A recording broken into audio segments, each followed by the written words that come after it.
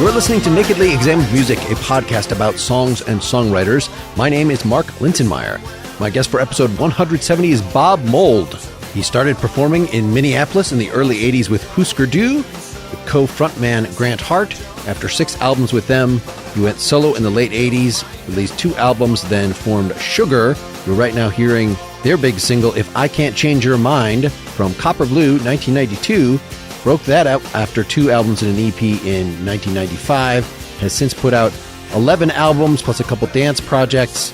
We're going to discuss Forecast of Rain from his last full album, Blue Hearts 2020.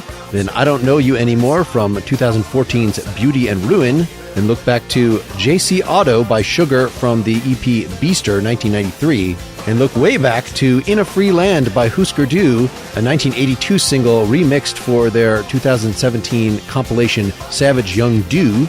And we'll conclude by listening to the Ocean World Cafe session from a brand new acoustic EP, The Ocean. Get more information at bobmould.com. Get more about this podcast at nakedlyexaminedmusic.com. And if you'd like to support the effort, go to patreon.com/nakedlyexaminedmusic. You can get my show notes with lyrics and structure breakdowns of all the songs. Finally, if you enjoyed this show, please leave a nice rating or review at Apple Podcasts or wherever you listen.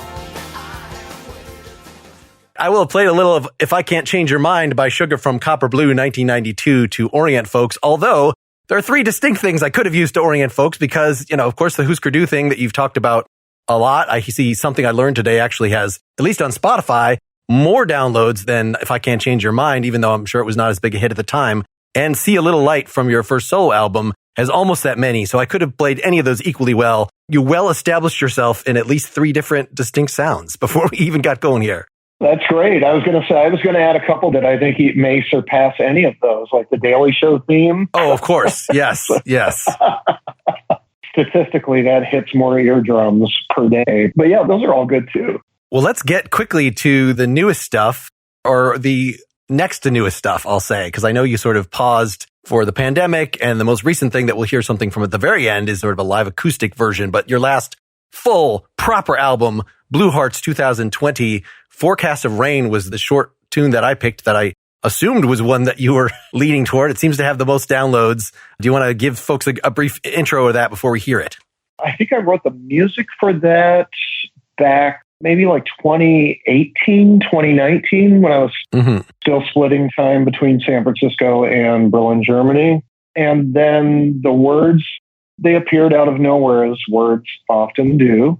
And, sort of a quick look at the hypocrisy of certain religious folks, I guess mostly the American evangelicals, who in the 80s made my life tough, and from 2016 until now have certainly made all of our lives a little bit tougher. Just sort of using some real simple imagery in the words, just asking, do all of these wonderful thoughts and prayers apply to everyone, or is it just to you and your folks, or the folks that you discriminate against or you try to suppress?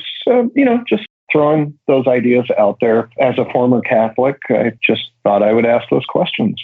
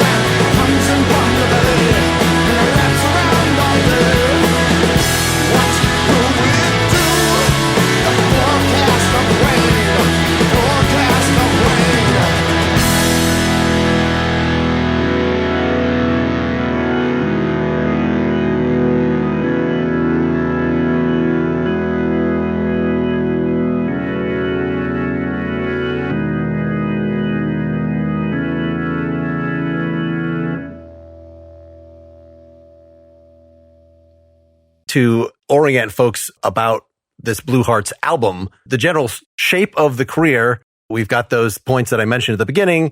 And then, I know a couple more after Sugar broke up. We have a couple more sort of rock albums to the point of the Last Dog and Pony Show in the 90s. That was supposed to be the end of that because you were too old for that stuff. But now that was recanted after an album of dance music. We've now had a very steady, wonderful stream of albums. Where does this one exactly lie in the scope of the last 5 or so? Blue Hearts is the 5th album made with Jason Narducci on bass and John Worster on drums. All 5 records have been on Merge Records in the U.S. It's been a heck of a decade with those 5 records. Blue Hearts specifically, it was sort of a deja vu all over again kind of feeling I was having. Mm-hmm. I mentioned getting started with Hüsker in 1979 and being in a hardcore punk band and being somewhat political at the beginning and then moving more towards personal songs and being not closeted, but not an out gay young man. The 80s were a mess. They were really tough. They were incredibly hard on a lot of my friends and a lot of people who did not survive the 80s. We had a government, the Reagan years were not good for me and my folks. And as 2016 turned into 2019, everything started feeling like 1982 again. That was the inspiration for Blue Hearts. It was a return back to protests, urging others to protest, touching on politics, touching on religion, touching on personal conflict. I guess in my mind, I was making it sort of in the spirit of the records I made with Hüsker Du, where you're constantly writing, constantly reacting to the world, as a young person with all kinds of conflict. I just went back and tried to look at those times quickly, not having to dwell on it too much, but just thinking about the limited tools I had at that time to make music. Mm-hmm. Looking at the environment, living in a van, basically, or sleeping on people's floors and, having the good fortune of making some work that resonated with people and still does. And that's the touchstone, I guess, for Blue Hearts.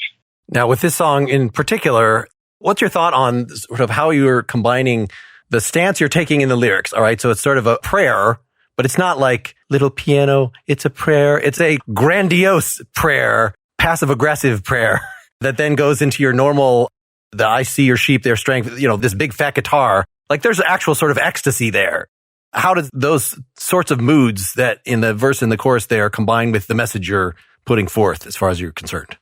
It starts with a lot of questioning in the verses. And then when it gets to the first big chorus, it's, more accusatory, I suppose. Mm-hmm. I try to settle it back down a little bit for the second verse, but it didn't settle down completely. And then again, another big chorus. And then there's some beautiful, beautiful church organ to take us out to whatever the next song was on the album, which I think might be When You Left. But I think that motif that I just described is something that comes from the 80s, but also those dynamics. I played with those a lot with Workbook, the first solo album in 1989. It just pretty much worked in the grooves I know. And trying to stay reactive to what's happening. Well, and speaking of the actual grooves, even the rhythm of the lyrics. So high upon your holy throne, like that.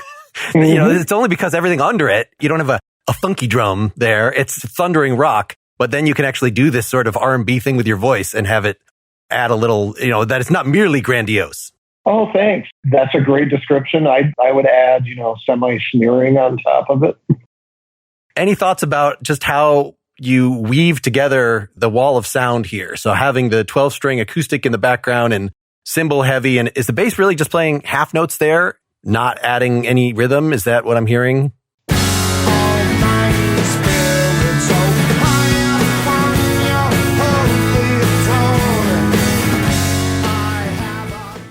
Jason's staying with John's kick pattern, and he is carrying a lot of the chord movement when it goes from the descending high upon your holy throne.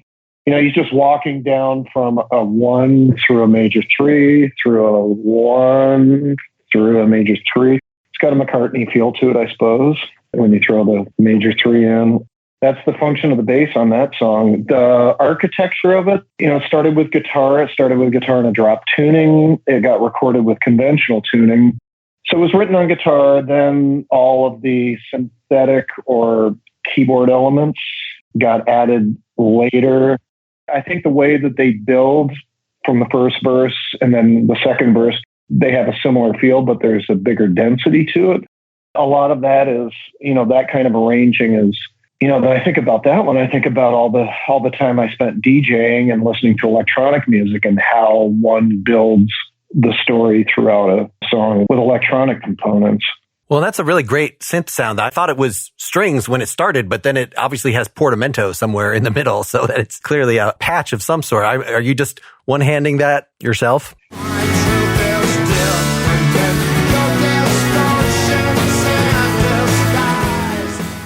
On the previous record, Sunshine Rock, I had done a lot of string arrangements and used an orchestra from Prague to record the Prague, Czech Republic.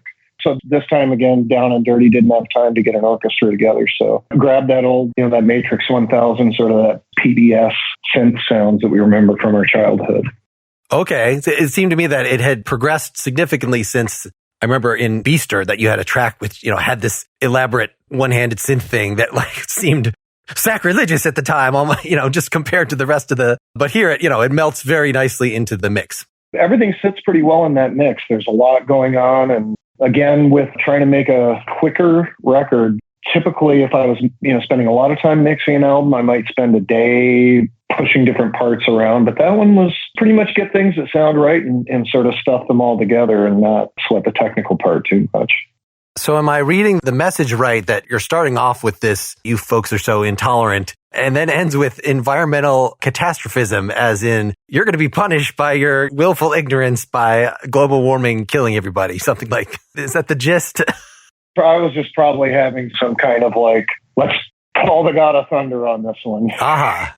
That was my assumption with the character. Is when the character becomes more accusatory, I had to double in size and scope, so... Yes, that starts out as praying and then moves on to I am the thunder. That's right.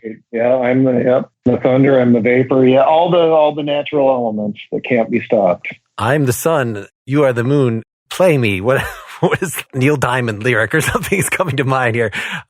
Until they come up with other names for these celestial objects. That's all we got to work with. There's probably a poetic name for putting the forces of nature in first person. That this has probably been done for hundreds of years. I don't know what exactly precedent to call on here, but it certainly works well with this divine calling here that the whole song has. Let's get a second song out there. Going back a little bit, I chosen from Beauty and Ruin 2014, I Don't Know You Anymore. So this is sort of a classic Sugar-esque. Also pretty short. This one at least hits almost 3 minutes, whereas the last one was 2.5. Do you have any words about where you were at this point and this song before we hear it? Pop song. I think it sits number 3 on the album, so it was intentionally put there because I typically put what I think will be a single in the number 3 spot because that's what pop groups did in the 60s. It's a, song that's got cute metaphors, the whole tape rewinds and erases, it's the idea of letting go of a relationship or letting go of the memory of something or someone, just using fun, like little studio allegory. The tape rewinds inside my head, shedding and it can't be saved. It could be an answering machine too, an old-fashioned answering machine way back when we had analog recording devices as our primary means of leaving messages. So, I think structurally, we're looking for an inside baseball thing. After the solo and the bridge and the quick drop, and then we have, I think, 3.5 choruses out. I guess in my mind, the way that I was trying to stack everything would be akin to Windy by The Association. That's a 60s pop song. If anybody goes back and listens to the long fade on that, they'll probably recognize the palette, the way things enter and exit. When I'm putting stuff together, one of my main touchstones is all of my 60s pop, mostly my 45s that I still have. And when in doubt for an arrangement thing or when I look for inspiration, I'll just start playing some singles and all of a sudden a crazy sound will jump out of somebody else's work and I'll go, aha, I bet I could do something similar to that.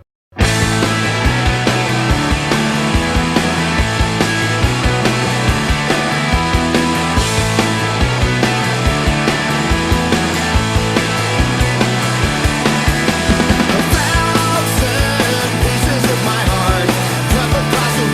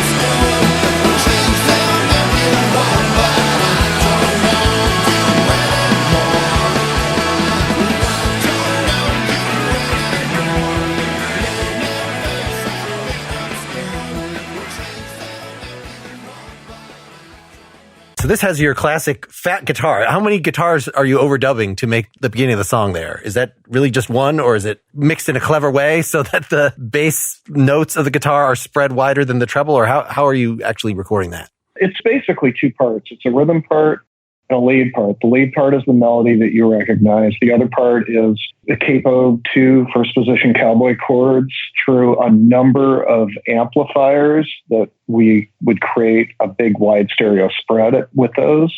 That's what I'm hearing, that the chimed notes at the top, this is even apart from obviously a little melody that's going on there in a second guitar, but you seem to have a trick where, it almost sounds like there's a second bass, like the bass is actually holding down its part, but then your low strings are filling up that stereo space in a way that's distinctly different from the high chimey notes. And yeah, so putting that through multiple amps and processing it like that would make sense. Yep, that's the trick. I think with those, it's probably, that might have been like an old Park head through a 412. It would have been a Black Star Artisan 100 through a 412 cab, both close mic'd a couple different ways, and then like an 87, Neumann U87 out in the room, and then just creating a stereo track with all of that.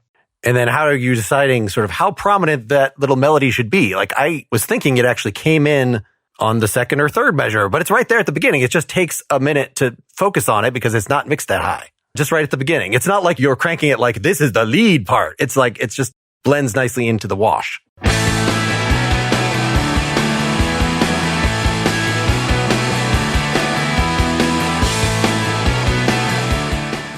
I would call that the signature. So that's what I call that kind of part. That's the signature riff that will come back at you a couple different times throughout the song. I think in that song, I may have held the return of it until the triple chorus so that it's like a recollection piece at that point, setting a signature with that sound. And then I think the other guitar, the cowboy chord thing, has like a quick, snappy, like a 7-to-1 kind of thing on the last chord every 2 bars. Do-do-do.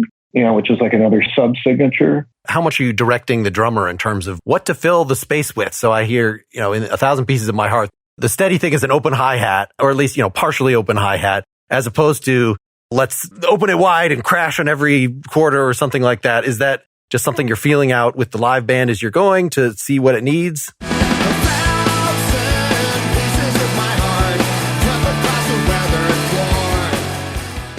Wide open hats and rides and crashes on choruses, tamp it down on verses so that you can get some legibility, but not too much legibility for the vocals. And that was recorded in 2013. And it seems now when I listen to music in 2022, everybody forgot to bring their cymbals to the recording session. It definitely sounds like it's from 2014 with all of that. There's a lot of cymbal energy. John, Jason, and I, the three of us have played together for many years now. And I think we all grew up generally in the same musical neighborhood. These are things we don't even have to talk about. I mean, John sort of knows, it's the chorus works. This is the excitement. This is the heat. This is when I get to heat up the brass. I forgot to mention, I think in Forecast of Rain, I noticed as we're finishing up the verse, there's some eighth note percussion thing. I mean, it could just be him playing hi-hat or something, but it sounded like overdubbed percussion, like you had some second thoughts. Do you really just sort of leave it to a single drummer, or do you at least sometimes go in there like, just like with the guitars, we need to layer on some more stuff? Oh, percussion day is always a day. That's like that's up there with birthdays and anniversaries.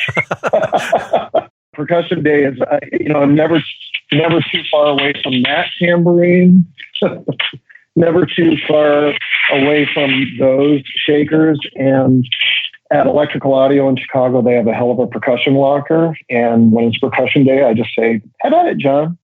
Okay. I just didn't know if there was still some sort of purist streak left in you of like, this has got to sound as much as possible, just like a 3-piece. And if I need to put on a second guitar just to thicken it up, that's fine. But otherwise, or a lead synth line or a strings or something. But it sounds like, no, you've done enough of these albums that anything like that has gone out the window long ago.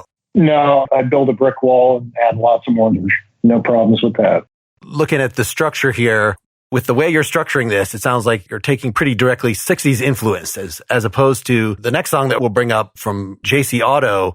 Sounds like it has about 5 distinct sections in here. This one is just a nice classical, very short bridge. Everything goes pretty much directly into everything else except for the having a little space for the solo. Yeah, it's what signature verse, pre-chorus, verse, pre-chorus, bridge, solo, verse, solo, then a bridge, then a quick drop, then 3.5 outs. Yeah, that's the structure for that one. It couldn't be more 1966, could it? So I guess in the bridge here, you add this, are you using an octaver on the lead guitar? Something that is doubling the vocal line or at least enhancing it. Seems like that's one of your signature tricks is have an extra fat treble guitar come in to make the vocal stronger.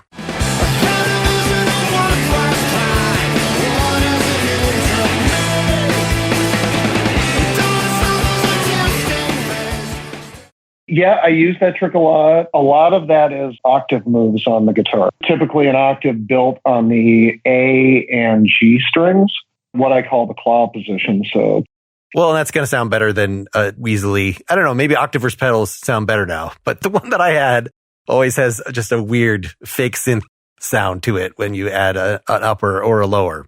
I agree completely. The reason I tend to stay away from those now is they glitch as you're moving around.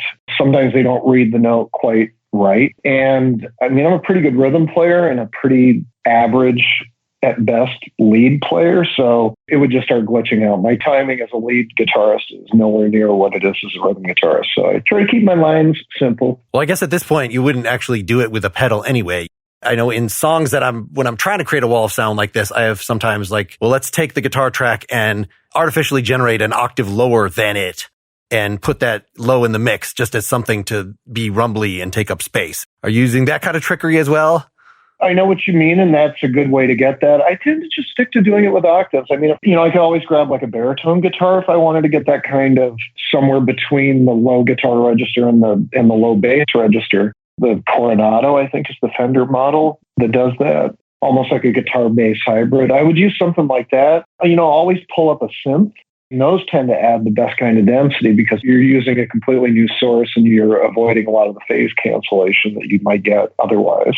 If you're layering guitars and things, is there a lot of like sort of unnatural things that you have to do with the EQ just to keep them out of the way of each other? Your vocal pokes through very, very well. I was just listening to the Hüsker podcast that came out a few years ago, and you were saying how those major labels, they were pushing like, can you make the vocals more present? But it seems like starting with Sugar, the vocals are more present. Like you can pretty much hear every word on every song. So you seem to be okay with that. Even with workbook, vocals were up the most. Black Sheets, they went back down. Sugar, they came and went, depending on whether it was a pop song or a pile driver song.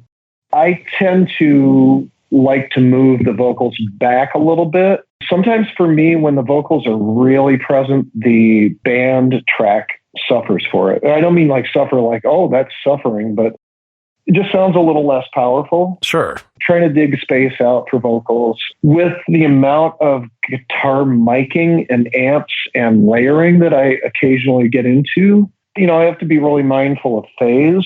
Having said that, sometimes when I put up a couple guitar tracks and they sound like a mess, all of a sudden, as you know, as a musician, you start getting all of those ghost notes and overtones and things that you can't even imagine. Somebody like Kevin Shields is a master with that. It's just the way that different harmonics interact. A lot of times I'm like, I don't care if it's in phase or out of phase. People are going to listen to it the way they listen to it. And this cacophony and all of these magical notes that I did not write that are now like front and center for me, that's the way I'd like to hear it for the rest of time. So I wish I could say there's like a specific roadmap for everything, but I think I'm conveying sort of how I work with this stuff. What's your philosophy on reverb? It seems like you have enough miking and reverb on the individual guitars and things that like you don't necessarily need to add, say, reverb to the whole mix or certainly your vocal is not typically drenched, though that is at least one way that I've heard of like, how do you get a voice to sit with a giant wall of guitar sound? Well, reverb the crap out of it. I tend to lean more on temporal delays that have regeneration. I love reverb. Don't get me wrong. Every studio should have an EMT, a good plate reverb and a mechanical plate reverb. And I'll use a touch of it on voice, but not in the, like a Roy Orbison way or like a surf guitar way. Or I'm not real big on super obvious reverb unless I'm trying to create a big distance between the narrator and the music. And as I said, I typically don't hang vocals that far out like that. So. Well, and what's your take on backing vocals that you got nice 60s-ish, but not overdone? I would be tempted on this chorus, with the ahs, to layer 4 harmonies on it or something and make it a little more Beach Boys. But you seem to have stuck to kind of roughly the Hüsker, the rule book in terms of not fattening it up too much, not sweetening up crazily. It's with each cycle, there's an additional call and answer that gets added, as opposed to stacking harmonies directly on top of each other. Typically get a good lead vocal, get a couple different background vocal options, and then just keep adding more spice as the song tails out. That's pretty much my MO. Traditionally, I have done a lot of the backgrounds myself, but, having Jason Narducci, who's got such a wonderful voice that complements everything that we're doing, I now just step back and like, Jason, what do you hear? And, go throw some stuff around, sort of like percussion day, but background vocal day. I mean, is there a sense that the background vocals have to have, I don't know, I don't hear knowing Jason's lead vocals. I don't necessarily hear those jumping out as, in the way that Grant as a separate lead vocal personality in the band. Like everything since then seems to have been more, the character of the lead vocal is you can drench more in reverb and it's going to be sort of a paler version of the lead or something like that. With Jason, sometimes they sit back a little bit, sometimes answer. I think it really depends on what the band is doing and how much space there is and how important, having that additional character. Well, like a song that I would call up as complete madness that works great is American Crisis off of Blue Hearts, where, I wrote the words, I showed him Jason, I said, are you down with these words? And he's like, fuck yeah. So I just went in and did 8 lead vocals and cut a couple main ones together out of that, most of take 5 and part of take 6, a little bit of 7 right there to correct, that part where I screamed too hard. And then, I would look at Jason, he'd be like, what do I do? I said, just go do what you do. And we'll just get a bunch of them and we'll either comp it together or we'll just, in the case of American Crisis, he and I just kept singing more and more and more. And then we just kept layering them on top of each other. So it had that big density, sort of like JC Otto from Beaster when you mentioned that earlier. Let's get that out there. It's just to have a completely different band.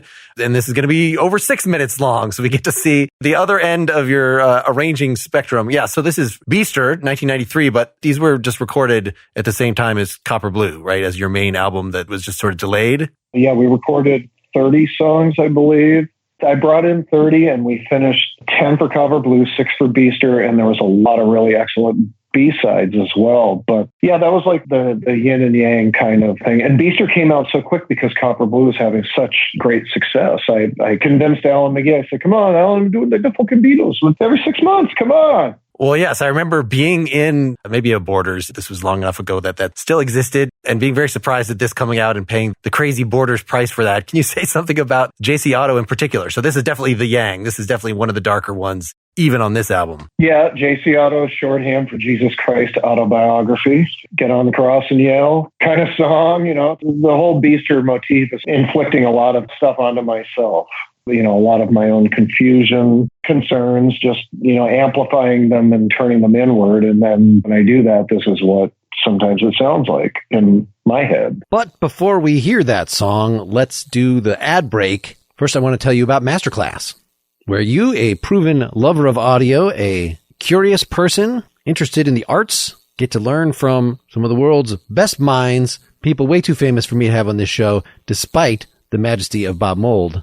Though maybe they'll ask him to do one. I don't know. I'm talking musician-wise about Ringo Starr teaches drumming and creative collaboration, Carlos Santana on the art and soul of guitar, Herbie Hancock on jazz, Hans Zimmer on music scoring, Reba McEntire on country music, and there are new classes all the time. There's one by Mariah Carey on the voice as an instrument, something I'm sure she knows something about.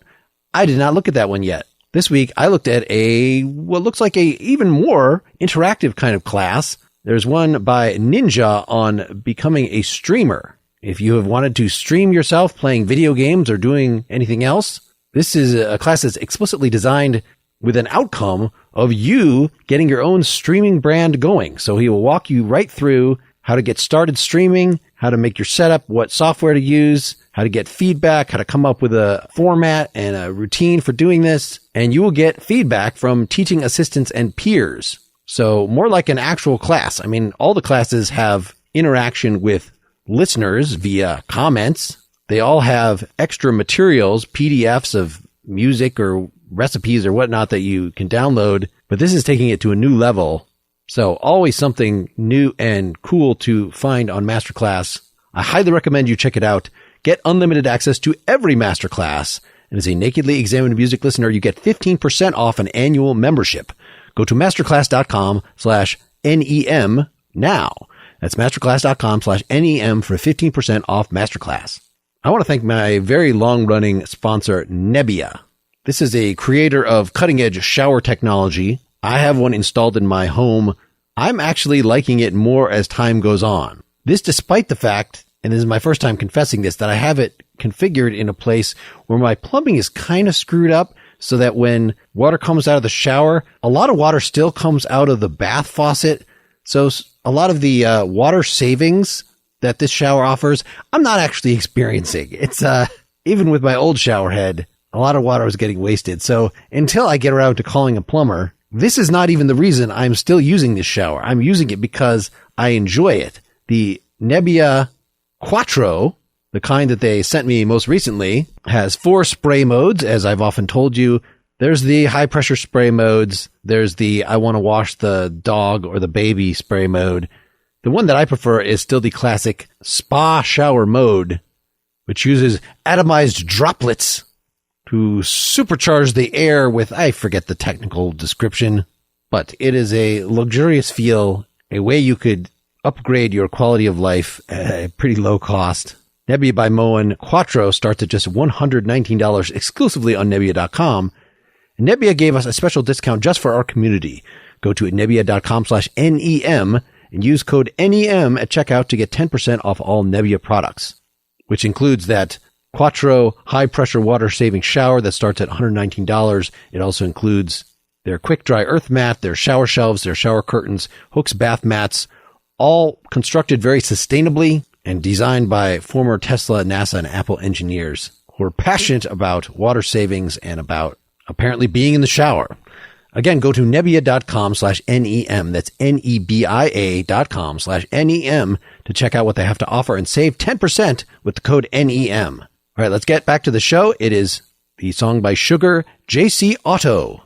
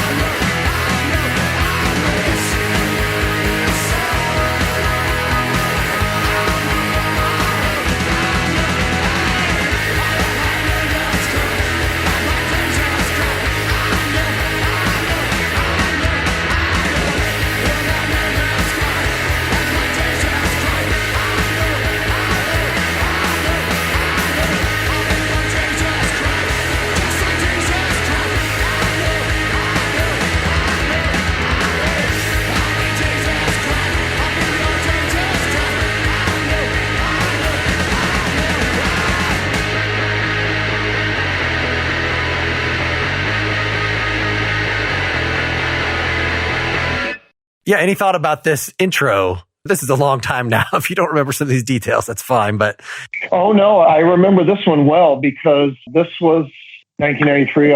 The Sugar records were recorded for Rykodisc, and I remember when they were getting ready to campaign Beaster, and we were getting ready to tour. They wanted to pull JC Otto as a single, and somebody clipped the "and" kick off of the front. So when I heard like the promo CD, I was like, somebody left out the "and" kick because it's "and bop bop bop bop bop bop and bop bop bop bop bop bop." I was like, I don't think we can use these. It is actually there on the Beaster version. It is restored. I see. And then when you have the bass and the lead come in, your lead is just sort of suspended in the air there. I would sort of expect there to be a fat rhythm guitar or something filling it out. But instead, it's just with the bass. So did you sort of dictate the bass riff on that? Do you remember? You're bending up, he's bending down.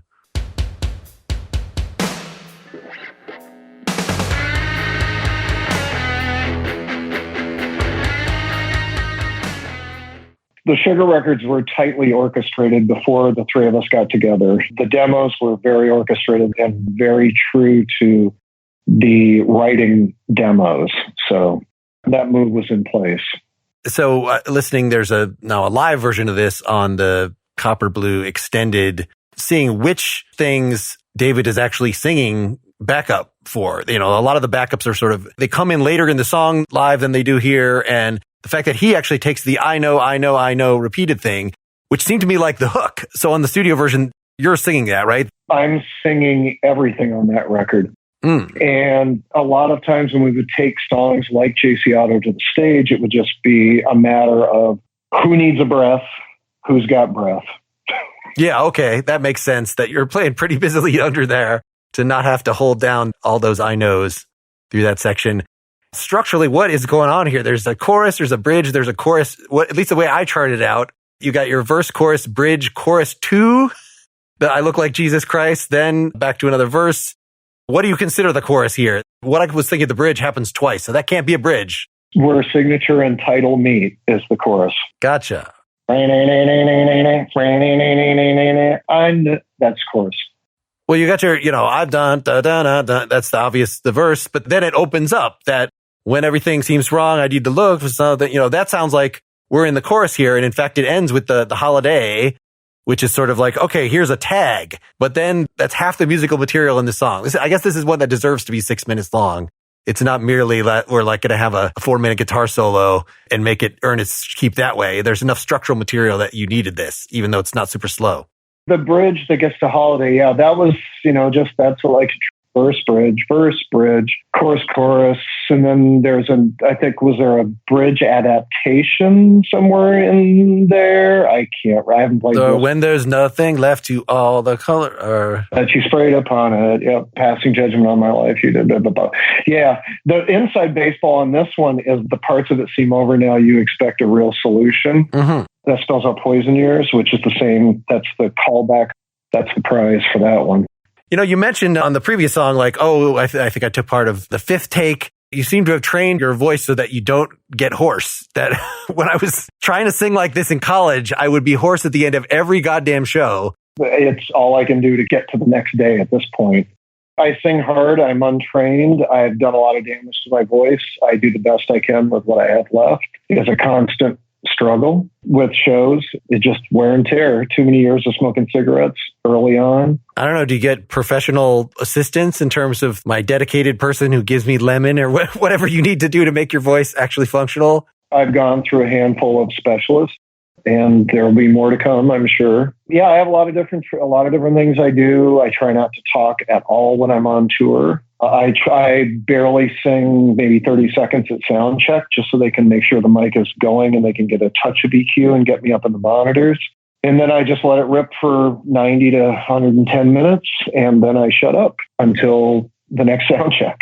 I think I saw this tour, and it seemed, even though it's, of course, hard to make out the vocals in the live setting, at least the way they were running the PAs back then in Austin or whenever I saw that. Anyway, but I recall like around the same time that I saw Crowded House live, and how he, on some of his stuff, will do the same sort of like really rip it on the album. But somebody like must have whipped him or something so that live, everything is very nice and well supported and trained. So like, this is what has to happen for your voice to actually survive past a certain age. At least that's what I thought. But your voice seems, you sound just as good, I feel like, on the recent records as 5 records ago. Yeah, thanks. No, I appreciate that. Live, but touring, the deeper I get into touring, the harder it gets. I'm getting older. If we think of the voice like we think of, the rubber bands that hold the newspaper together, if you didn't change those rubber bands for like 10 years, they will snap. And that's sort of how the voice is. Over time, there's the shape of the muscles, everything changes. And for me, it's a lot of maintenance. I use a lot of herbal teas. I think most people are familiar with this tea called throat coat, which I know a lot of educators use it because they're lecturing all day. It's like a slippery elm bark, I believe. And I started doing this thing. I had a friend in Berlin, a younger singer in like a real big hard rock band, and he would lose his voice occasionally. And he showed me this thing called wax box. Do you know of this? It sounds familiar. It's a technique where you use reverse pressure on your voice. Like you'll get a 0.5 liter plastic water bottle and you fill it up maybe a third of the way. And then you insert a hose and you shape your vocal cords in your mouth a certain way and you push notes through the hose into the water. And what it does is it's like a reverse, you can sort of imagine it now, right? What it's doing to your vocal cords, it's applying reverse pressure to them. Make a fist and go into it just like that and feel your voice box when you do it. That's the thing that I do. And I will do that as much as I need to right before I go on to try to get the muscles warmed up and responding properly. Well, damn, that's a real innovation. I'll have to look that up. LAX, VOX. There's lots of videos online that show the method and the technique and the materials you need to do it. It's pretty simple. It's just go get some fish tank hose from the hardware store and cut it to a certain length and get a bottle and fill it up with water and just start singing into it. It's sort of like Peter Frampton, but into a water bottle. Now, normally I only do 3 discussion songs on these, but some of the ones we picked were very short. So I felt like since you had just gone through this relatively recently, Savage Young Do, remixing, remastering the entire very early catalog, I pulled out In a Free Land, the 1982 single. Are you okay going back to talk about this briefly? Oh, hell yeah. All right. Yeah. I could have picked a really early songwriting attempt, but this seemed like the first one that had your full-on, the guitar sound for which you became famous. Although there's some chorus in there. There's some little 80s-ness in there that I kind of wasn't expecting. I don't know, can you say a little of where you were at with this as a social commentary song, as the progress of that band in 1982 here? We had songs that had pop sensibility, early on. Even in the incredibly messy dim that is a Land Speed record, there's a lot of nice melody in there as well. You are correct that this is sort of the beginning of, leaning into the Eventide H910 harmonizer, which was a rack-mounted, sort of one of the early harmonizers from the late 70s. That was, my first attempts at spreading the guitar a little bit wider in the mix, as opposed to sticking it on one side like the first Ramones album, which I love dearly and learned how to play by copying that record. The lyrical content could not be more timely today. It's as timely as it was 40 years ago. It's a really nice protest song. I think the sentiment is pure and good. And the riffs are, those are riffs that I have recycled many times. And sometimes when I listen to other musicians, I hear those riffs in their songs as well, and I think that's a wonderful thing.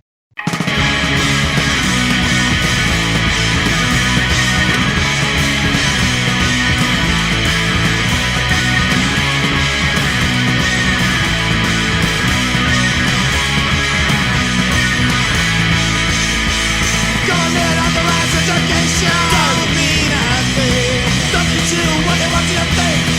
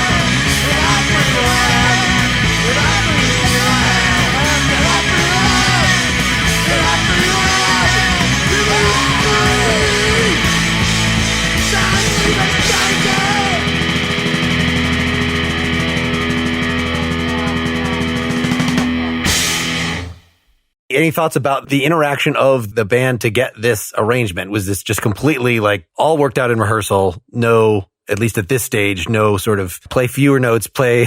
Any thought about that? We learned the music before we knew the vocals. We didn't really rehearse a lot with a PA. It would just be the three of us in a room learning the music. And then the vocals would reveal themselves like right before recording or during recording. A lot of times didn't really know what songs were, we sort of had names for them, but I didn't know what Grant's words were about, and he didn't know what mine were about. In a Freeland, that was probably like 4 hours at Blackberry Way, which was a studio in Minneapolis. I would imagine there was some alcohol involved. I would imagine everything was first take. We probably spent 2 hours setting up, 10 minutes recording, and a half hour tearing down. Not much thought behind that. And it's the same verse used twice, which I'll just government authorized education. They'll teach you what they think.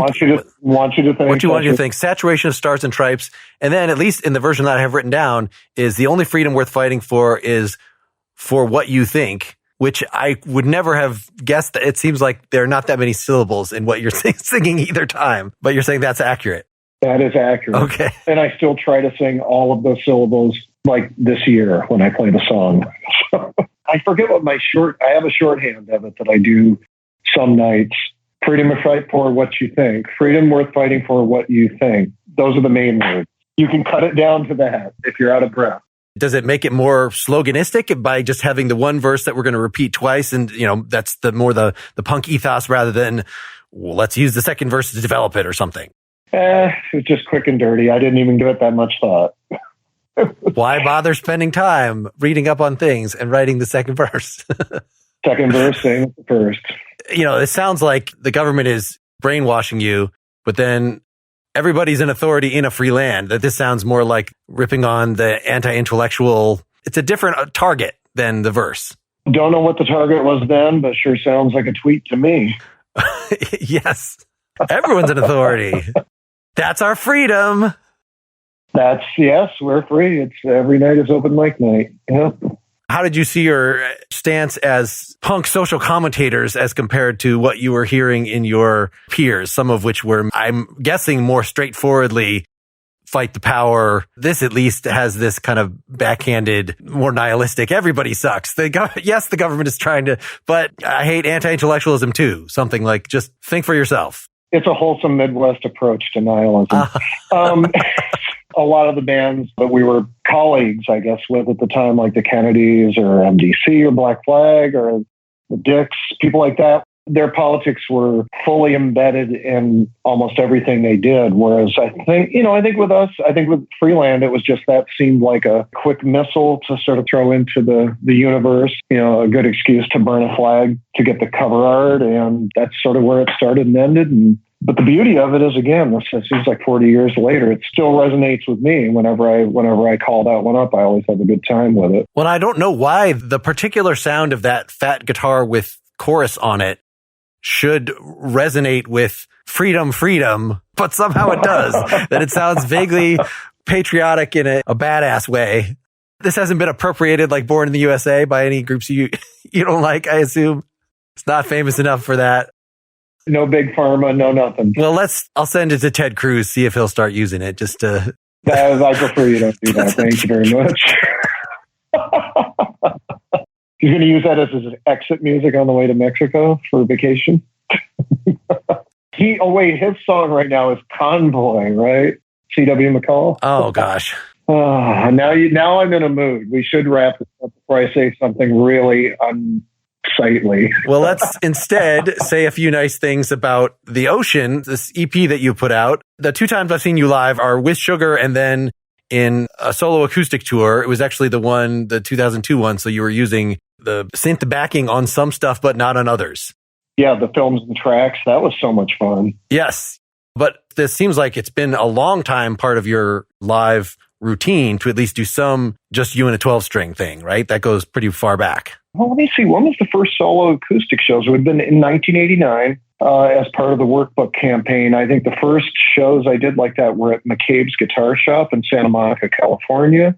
I enjoyed doing those. And then after I left Virgin Records in 91, I did pretty much an entire year of solo acoustic and electric touring. So it's a format that I go back to, for instance, this year where John and Jason are, working on Superchunk touring, and John is working on Mountain Goats touring. And I'd like to keep touring so I can tour solo, which is a good way to keep campaigning the record and just feel like a productive person. Well, and actually make a profit. I recall reading you saying that several times, that was the main reason that you fired the first Hüsker band, is their hotel rooms were too nice, that we're not making profit on the tours. No fault of theirs. I would lay that squarely on my inability to manage my management company. But the solo tours are really fun. They're simple. They're very inspirational. They're more intimate, so I get better feedback from people.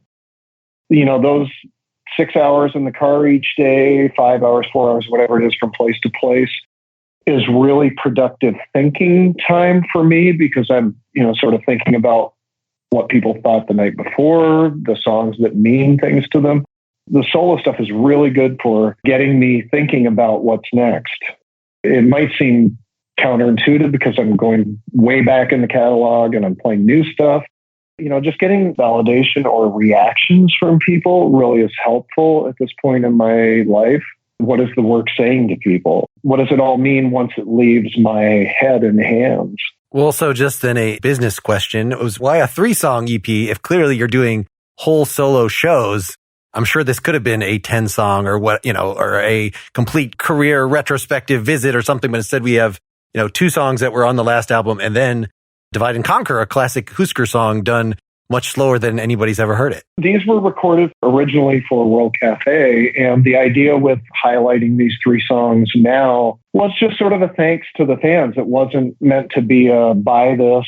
It's a digital-only release of some stuff that I think went under everybody's radar. A way to remind people that a tour is coming up, and, thanks for your support. Here's 3 songs that you can add to your playlist for whatever streaming service, and off we go. As far as like retrospectives, the Distortion box set really covered a lot of bases with that.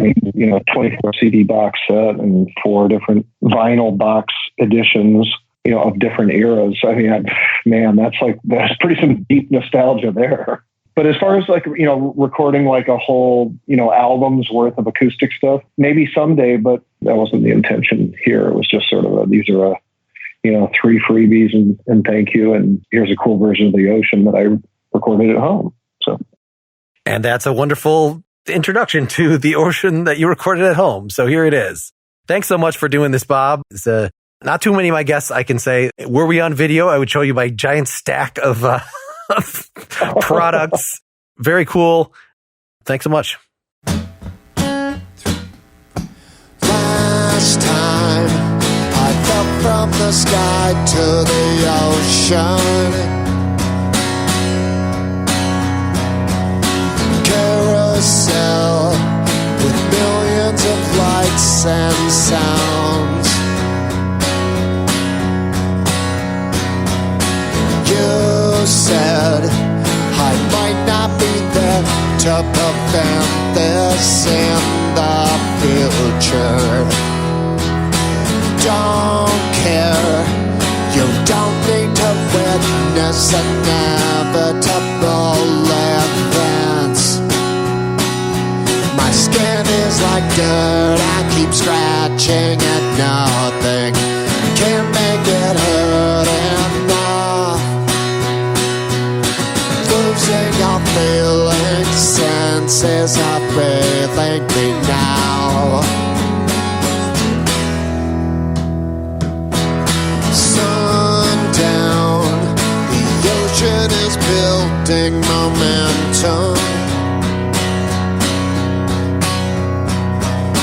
Crashed out, the currents are taking me further out to sea. Right now, the weight of the world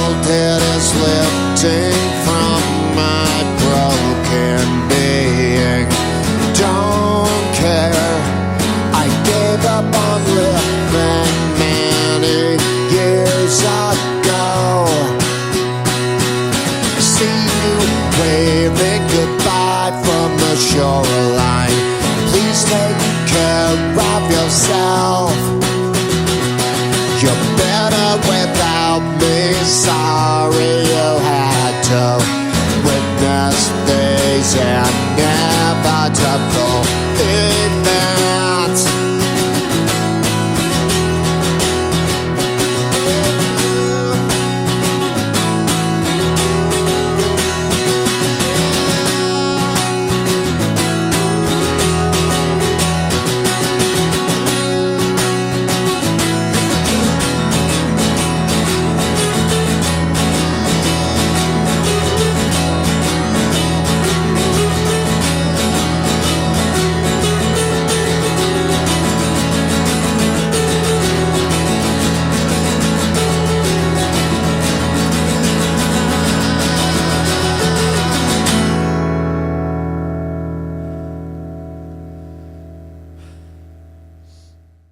Thanks so much to Bob. Definitely a bucket list interview for me.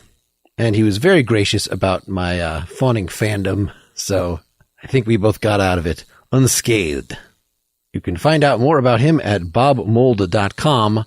Mould being M-O-U-L-D. I pronounced it Bob Mould. Well, until preparing for this interview, my entire being a fan of him, which makes me also think about Rick Ocasek, whose name is actually Ocasek. But he doesn't care how you pronounce it. But now he's dead, so you really should pronounce it right. My next interview, already recorded, is with Ben Vaughn, a very good songwriter with a sort of retro 60s thing. He's a one-man band. He's done lots of TV soundtracks. And like Bob, a very good conversationalist. So come back for that. Make sure you're subscribed directly to the Nakedly Examined Music feed. You can find the many links to do that at nakedlyexaminedmusic.com.